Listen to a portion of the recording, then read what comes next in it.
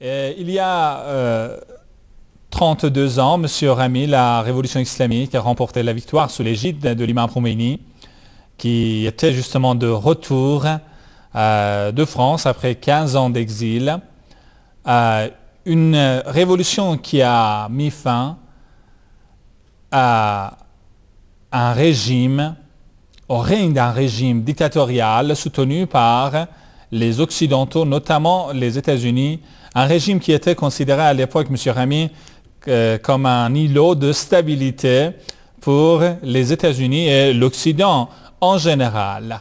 Allez, M. Rami, après 32 ans,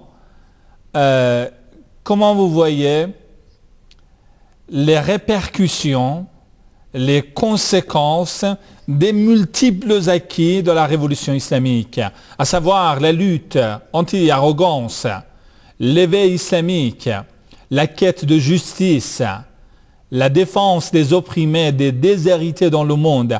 Alors, à l'heure actuelle, justement, dans le contexte actuel du monde, M. Rami, comment ces répercussions, les répercussions de la révolution islamique se manifestent? Oui, on voit bien les influences et les répercussions de la révolution islamique aujourd'hui dans le monde arabo-islamique, dans lequel, comme on dit, l'histoire se répète. Mais comme M.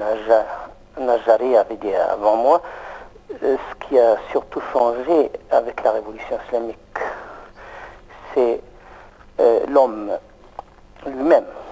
C'est-à-dire, comme dans le Coran, La yughayyirullahu ma biqawmin hatta yughayyiru ma bi anfusihim. Ce n'était pas en fait le chat qui a changé, c'était sous l'influence du djihad d'Imam Khomeini et de ses compagnons pendant toute une génération qui a donné son fruit et qui a fait que le peuple islamique, l'Iran, s'est soulevé et le chat s'est sauvé comme un chien. Et aujourd'hui, c'est la même chose qui arrive face à l'arrogance du sionisme et de ses agents et de ses valets dans la région. Aujourd'hui, on voit que les peuples islamiques en Syrie, en Tunisie, en Égypte, s'est libéré de la peur et s'est soulevé, et on voit les tyrans reprend leur dimension, devient petit et se sauvent ou sont en voie de s'enfuir. Et face justement à la révolution islamique, parce qu'on ne peut pas dire autre chose que ça, c'est un nouveau, disons, l'esprit de l'islam, c'est-à-dire de se libérer de la peur.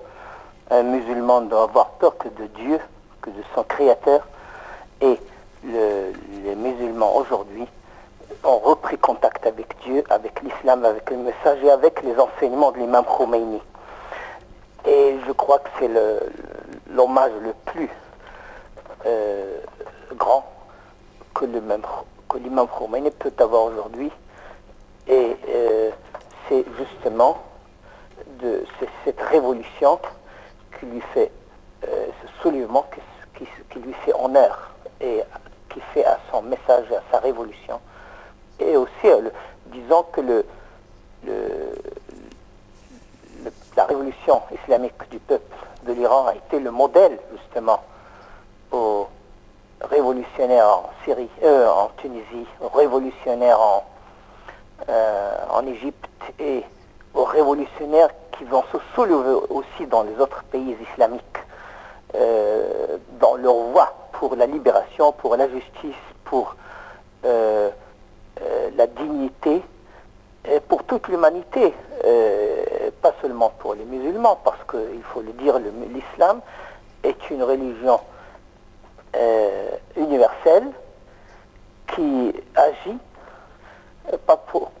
Comme la religion des sionistes qui est tribale, qui est raciste, qui travaille seulement qui œuvre seulement pour les intérêts d'un peuple élu raciste, qui agit maintenant en Palestine comme une force du mal. L'islam est une force du bien qui agit pour toute l'humanité, pour le bien de toute l'humanité, pour le bien de notre planète, pour le bien disons, de l'être humain. Et c'est ce que maintenant, comme on voit, ce qui se passe justement en Égypte et en Syrie, et en Tunisie, les sionistes ont voulu dévier les énergies des musulmans pour le transformer en des guerres intestines entre eux-mêmes, pour les diviser.